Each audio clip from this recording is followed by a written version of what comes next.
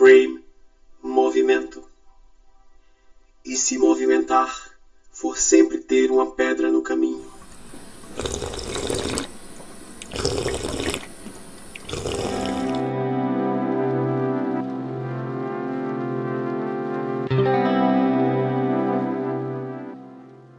O tempo acelerou e agora quanto tempo temos para ensinar? Por Narciso das Neves Soares. O tempo acelerou e agora quanto tempo temos para ensinar? Quanto tempo temos para nossas atividades docentes, que se mescla com uma chuva de reuniões, acessos a redes sociais, grupos de WhatsApp, e-mails e por aí afora. É comum vermos os professores reclamarem do excesso de atividades que estão se envolvendo ou estão envolvidos em nome do sistema midiático em voga, antecipado por uma pandemia, porque este momento certamente poderia acontecer em um tempo não muito distante. Este excesso da mídia em nossas vidas, de acesso às redes sociais, que em algum momento futuro chegariam nas escolas. Mas o que se viu foi a antecipação desse momento. Falo do lugar de um professor de matemática e educação matemática de uma universidade pública, que além das atividades docentes, exerço, como muitos outros colegas, atividades administrativas, como a coordenação de curso, orientação de mestrado, especialização, graduação e de quebra uma supervisão de pós-doutorado, entre outras atividades como participação de grupo de pesquisa, produção de artigos, parecerista, bancas de TCC, mestrado ou doutorado. Então, estamos imersos em um mar de informações que fica como interrogação se temos como controlar e fazer bem feito tudo isso. Quanto tempo preciso? Preciso de tanto tempo, mas parece que o tempo não consegue nos dar o tempo que precisamos. Ao acompanhar os movimentos periódicos, dezenas destes, em decorrência da pandemia, foram destinados a debater a questão do tempo, da falta de tempo, do que o excessivo tempo de trabalho tem implicado na saúde das pessoas, ou seria melhor, na falta de saúde. Com um verso da oração do Tempo de Caetano Veloso, abre aspas, tempo, tempo, tempo, tempo, vou te fazer um pedido, fecha aspas. Lhe peço, tempo, seja mais manso comigo, conosco, sem pressa, relaxa. Deixe o devir experiencial e existencial se fazer, com atropelos que seja. Só não seja mais uma pedra no caminho e me permita ser um bom docente para esses novos tempos.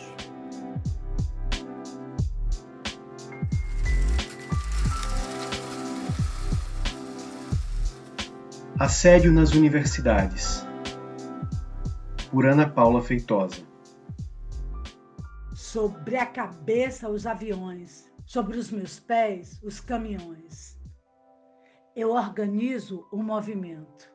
Na mão direita tem uma roseira. No pulso esquerdo, o bang-bang. O movimento é bem moderno. Não disse nada do modelo do meu terno, que tudo mais vai para o inferno, meu bem. O movimento é muito mais que percorrer um caminho. No caminho, é possível que se encontre pedras de várias formas e tamanhos. Nosso movimento e nossa luta ganhou um registro na série Rompendo o Silêncio.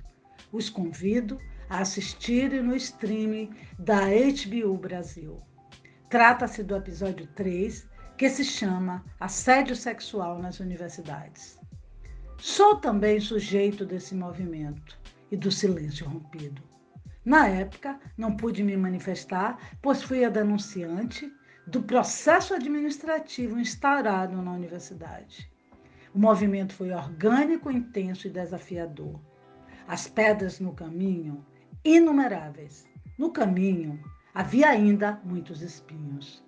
E se movimentar for sempre ter uma pedra no caminho. A luta contra um professor assediador na Universidade do Estado da Bahia, em Eunápolis, foi medonha. As sequelas são irreversíveis, pois o tempo não cura a ferida, mas embaça a memória. Sigamos em movimento por uma universidade sem assédio. Movimentar significa ainda transformar realidades. Transformar realidades tóxicas e violentas nas universidades implica movimento contínuo e persistente. Por ora, concluo com a máxima: assédio nas universidades. Você finge que não vê e ele faz de conta que não sabe.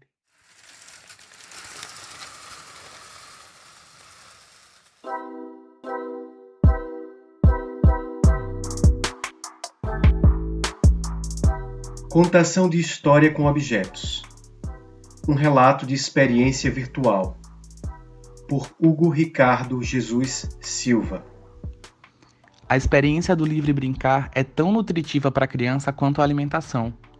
E o nosso maior desafio em um contexto de isolamento social, com as escolas em lockdown, no meio de uma pandemia, é proporcionar o brincar livre em tela, à distância, remotamente.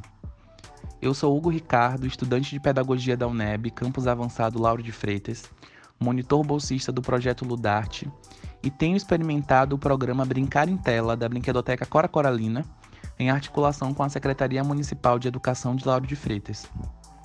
Todas as quartas, eu me encontro com cerca de 40 crianças, de 6 a 9 anos, de escolas públicas de várias regiões do município. Durante 1 hora, eu e meus colegas monitores brincamos com essas crianças. O mestre mandou, adivinha o bicho, morto-vivo, mímica e tantas outras brincadeiras. Mas esse relato aqui é sobre meu momento favorito, a contação de histórias com objetos. Presencialmente, a nossa brinquedoteca possui vários recursos pedagógicos. Temos fantoches, fantasias, perucas. E mesmo para o adulto mais cético, não é tão difícil imaginar que alguém com as asas de arame e um vestido brilhante represente uma fada. Mas será que eu te convenceria pelo computador que uma bexiga azul é um sapo? E que esse sapo sonha em ser um búfalo? As crianças compraram essa ideia sem titubear, porque isso remonta à experiência naturalmente infantil do brincar livre, que se inicia pela criança e segue seu enredo, configurando um tipo de brincadeira onde o sujeito é quem comanda e dita as regras, o tempo, o ritmo, além de determinar os personagens a partir de objetos inanimados, ignorando as suas funções primordiais. Então, quando o sapo Bill, que queria tanto ser um búfalo, se infla ao ponto de explodir, eu consigo ver pela tela do meu computador algumas crianças gargalhando, outras com os olhos esbugalhados, algumas, minutos antes do estouro, tapando os ouvidos. Eu pude ver também, entre as mais de 40 telas se embaralhando pelo Google Meet, algumas crianças soprando entre as mãos, ou soprando dentro de sacolas plásticas, reproduzindo a cena. E nesse momento eu pude afirmar que o livre brincar estava sendo estabelecido de alguma forma. Aquelas crianças, fora da tela, certamente reproduzirão a história do sapo Bill, acrescentando ou suprimindo cenas e personagens, ou até mesmo criarão novas narrativas, transformando, quem sabe, pratos em naves espaciais, máscaras de proteção em tapetes voadores e pedras em caminhos. Gambiarras curriculares. Por Vitor Marques Almeida.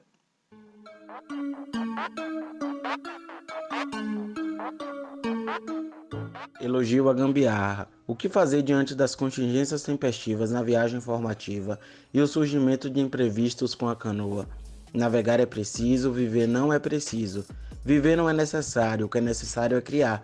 Navegar é preciso, Fernando Pessoa. Criamos gambiarras e continuamos navegando. Em tempos recentes, desafiados por contingências, sobretudo a da pandemia do Covid-19, prosseguimos tripulantes na viagem da formação. Eu, como estudante do mestrado em educação, fabulo sobre o cenário pandêmico num plano de imanência, do qual sou produtor e produto, deslizando entre contornar o improviso e permiti-lo como linha de fuga, mesmo desafiado pela contingência da pandemia, fiz disciplinas formidáveis, sem seguir as opiniões viralizadas que indicam a impossibilidade dos processos de ensino com qualidade. Tive expectativas que fizeram emergir em mim múltiplas sensações, onde somente o presente vivido, aqui e agora, no acontecer importa, com a ambição de ampliar presenças. Nas aulas remotas, se percebe um conjunto de modificações nas atividades de ensino, pesquisa e extensão. Modificações que considero como improvisos, porém não analiso as aulas remotas como qualquer tipo de improviso, mas com objetivos e propostas delineadas. Sendo assim, chamarei aqui esse tipo de improvisação de gambiarra. Por meio de agenciamentos pós-estruturais, desenvolva essa problematização em torno da experiência formativa na pós-graduação em educação, valendo-me da viagem formativa nas aulas remotas, sem a busca metodológica de solução.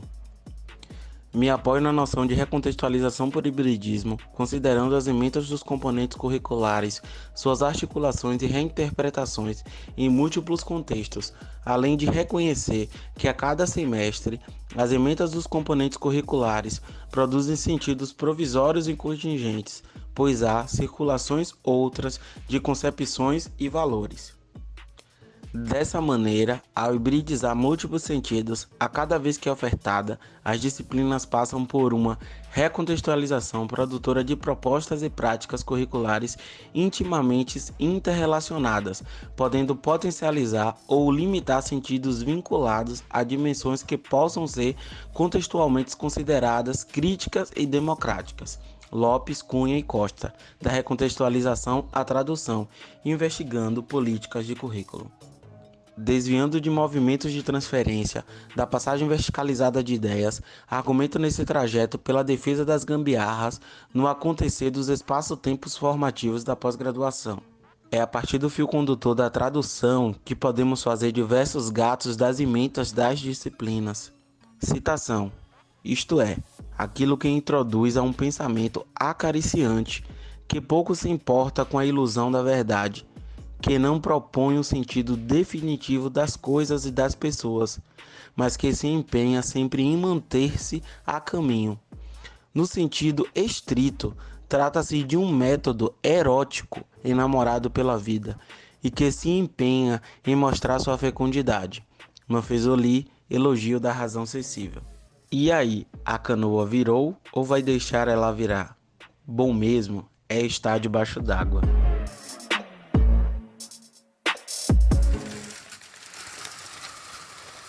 Nos caminhos da docência, movimentos de professoralização, por Maria Roseli Gomes Brito de Sá, Daniele Freire e Islana de Oliveira Silva.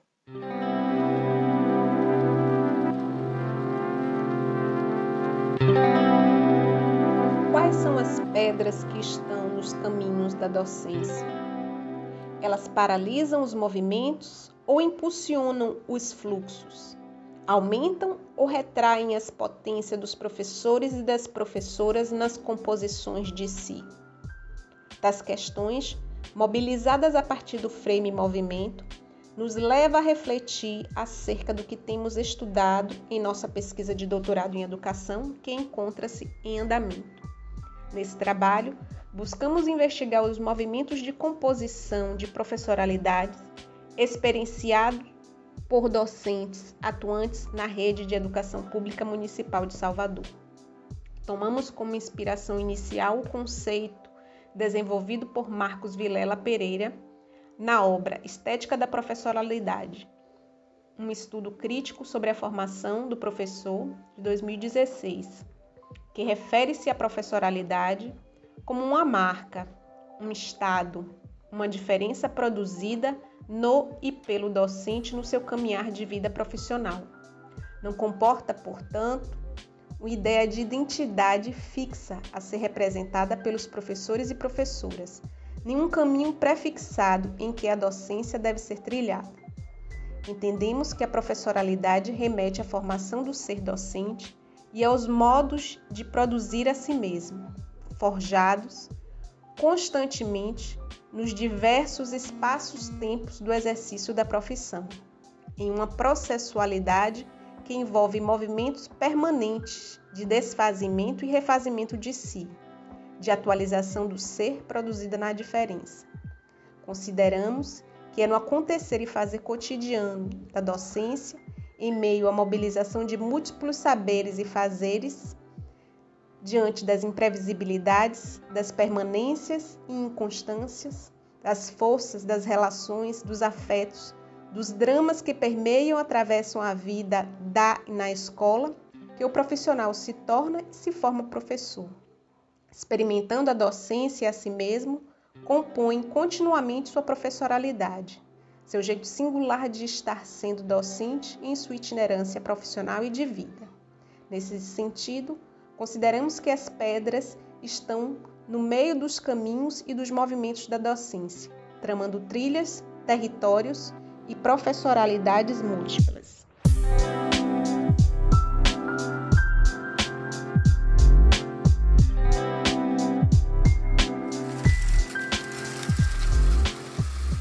Rondó sobre corredeiras e pedras, por Amarildo dos Santos.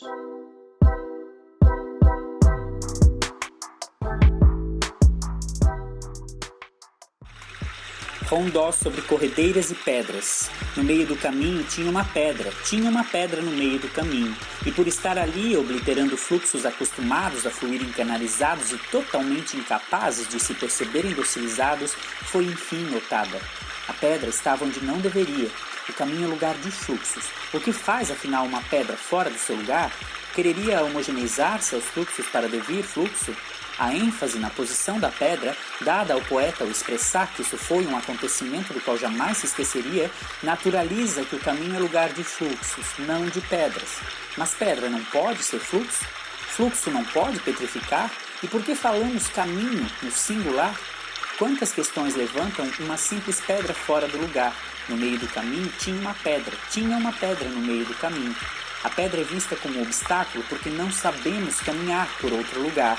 Então é preciso remover a pedra para liberar os fluxos acostumados. Caminhamos, mas no singular. E se a pedra for o início de caminhos outros? Caminhos que extrapolem as raias habituais? Caminhos que se constroem no processo? Caminhos artesanais? A estática pedra moveu os fluxos que pensavam ser diferentes dela só por se moverem. Sequer percebiam que seus movimentos eram orquestrados e fluíam rumo a um mesmo destino por um mesmo lugar. A inanimada pedra precisou lhes mostrar. No meio do caminho tinha uma pedra no meio do caminho. O movimento habita a pedra habita o movimento. A pedra bloqueia as rotas calculadas e obsta os fluxos que se veem obrigados a dispersar. A metafísica é a pedra fundamental do edifício educacional.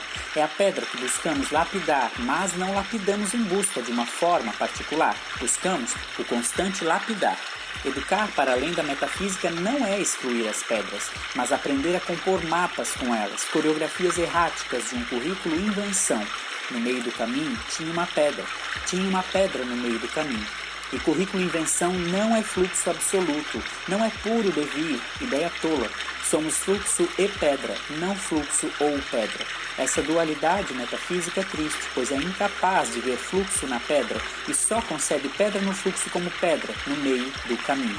Por isso, não quero ser mais um salvador da educação. Se ela precisa ser salva, é justamente dos que a querem salvar, e eles estão por toda parte, aqui e acolá. Ainda que diferentes, os que a querem salvar têm algo em comum, o pensamento petrificado por pretenderem-se modelo. A pretensão de modelo é o olhar da medusa. Se a educação tem base metafísica, o que pode a educação quando dança? Não tenho respostas porque não as busco. Busco as perguntas, combustível do pensamento. No meio do caminho tinha uma pedra, e a pedra se pôs a dançar.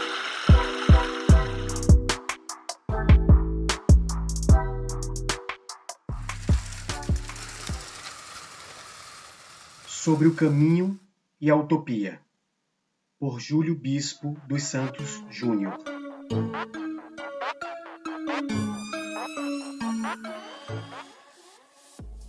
No meio do caminho havia uma pedra no meio do caminho. Mas e quando aparece uma pedra que vira o caminho? Sobre isso interrogo. O que fazem as pedras com os caminhantes? Interrompem um percurso ou abrem possibilidades? Transpô-la, contorná-la, aceitá-la ou não? Aqui vale lembrar o mito de Sísifo, na obra de Alberto Camus, quando apresenta o homem absurdo que foi condenado pelos deuses a rolar uma imensa pedra montanha acima que todos os dias viria abaixo. Por ter desafiado a morte, essa foi a sua condenação. O autor, Alberto Camus, diz que esse mito só não é trágico porque Sísifo, o seu herói, é consciente da sua condição. O que seria sua pena se a esperança de triunfar o sustentasse a cada passo. É preciso ter coragem da desesperança, pois o delírio de uma manhã feliz não se realizou. As promessas da modernidade não se cumpriram, a crença inabalável no progresso também não ocorreu, compôs por vezes cenários em que a esperança foi só uma sombra, prenúncio do fim. Mas por tantas outras, ela, a esperança, foi o movimento de novas significações e produções de mundos outros, imaginários, impossíveis, por vezes possível. Quando a pedra se torna o caminho, talvez uma palavra possa pleitear esses sentidos por sua temporal condição polissêmica, a palavra utopia. Assim, a palavra que foi a ilha imaginária de paz e prosperidade, idealizada por Thomas Moros, também idealizou cidades e territórios outros, também imaginários, ambições de futuridade ou de presentificação, projetos, projeções de futuro e de um mundo melhor.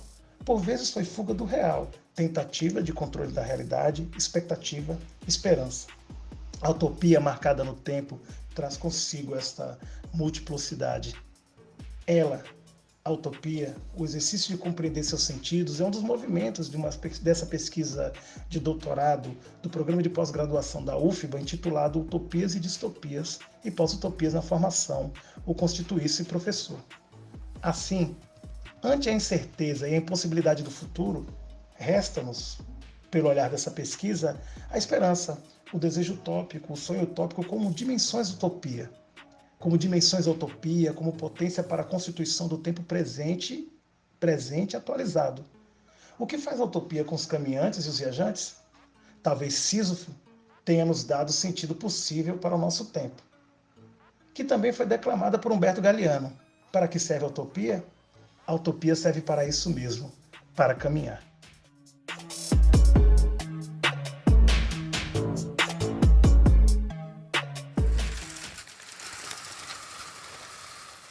Vozes existentes no movimento estático, por Aldeneide Araújo Nascimento.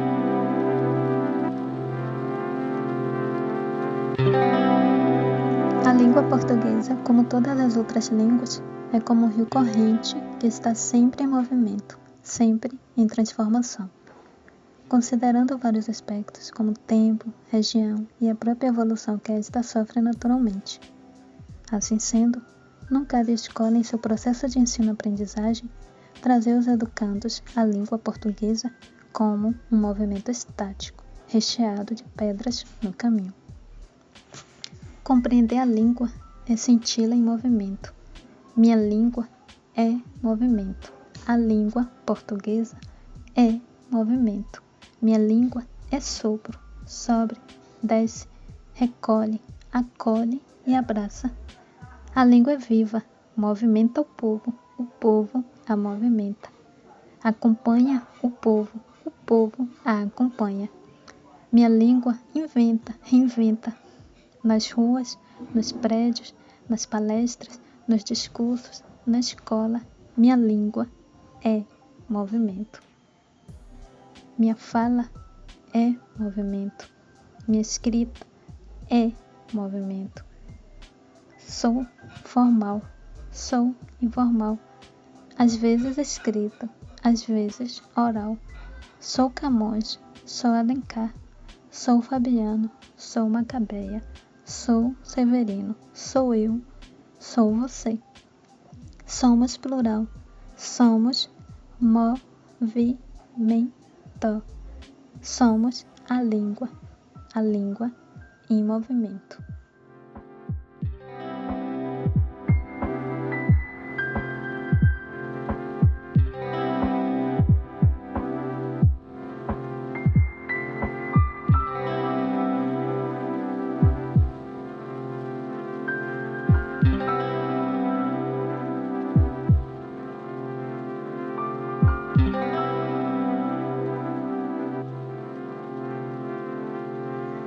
Encerra aqui mais um podcast do Sexto Sem FEP. Frame, movimento.